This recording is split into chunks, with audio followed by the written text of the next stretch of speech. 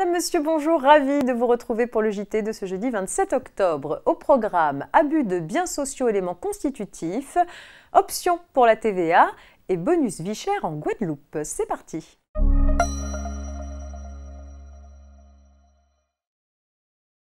Constitue un délit d'abus de biens sociaux le fait pour un dirigeant de société anonyme de faire de mauvaise foi des biens de la société un usage qu'il sait contraire à l'intérêt de celle-ci à des fins personnelles ou pour favoriser une autre société ou entreprise dans laquelle il est intéressé directement ou indirectement. La seule volonté de commettre un acte contraire à l'intérêt de la société ne suffit pas, le dirigeant doit en outre poursuivre un intérêt personnel, comme l'illustre une récente affaire.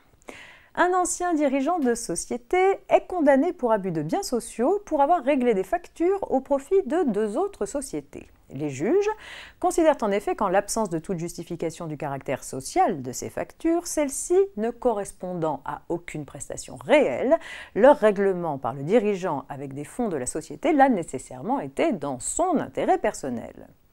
Le dirigeant conteste sa condamnation et obtient gain de cause en cassation. Le caractère fictif des factures acquittées ne suffit pas à lui seul à présumer que le dirigeant avait soit eu un intérêt direct ou indirect dans le règlement des factures fictives, soit favorisé une autre société ou entreprise dans laquelle il était intéressé directement ou indirectement.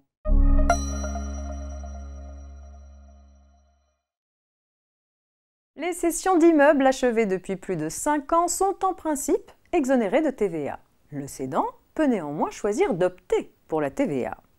Dans une affaire récemment tranchée en justice, deux sociétés avaient cédé ensemble à une SCI un immeuble bâti à usage de bureau et un terrain. À l'issue d'un contrôle sur pièces, le fisc avait remis en cause le fait que les cédants n'avaient pas soumis l'opération à la TVA. Le vérificateur considérait en effet que l'option pour la TVA avait bien été exercée dans la mesure où dans l'acte de cession, la partie relative à la liquidation des droits mentionnait que la mutation donnait lieu au paiement de la TVA. Selon les juges, cette mention étant sans ambiguïté quant à l'existence d'une option pour la TVA, le cédant devait être considéré comme ayant régulièrement souscrit l'option pour la TVA, quand bien même les termes option et demande ne figuraient pas dans l'acte. La TVA était donc exigible au titre de cette opération.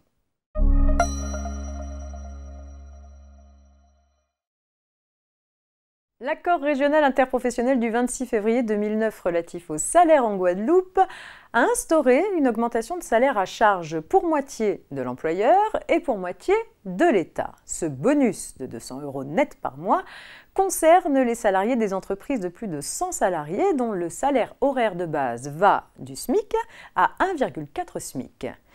Une question a été soumise à la Cour de cassation. Ce bonus entre-t-il dans l'assiette de l'indemnité de congé payé?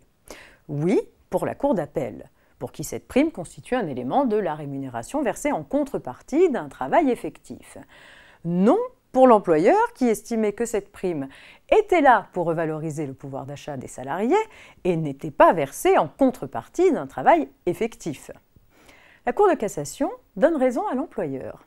Le bonus de vie chère prévu par l'accord Binot visant à compenser la cherté de la vie, il n'est pas perçu en contrepartie du travail. Cette prime est donc exclue de l'assiette de l'indemnité de congé payé. C'est la fin de ce JT. Très bonne journée à toutes et à tous et rendez-vous demain, vendredi.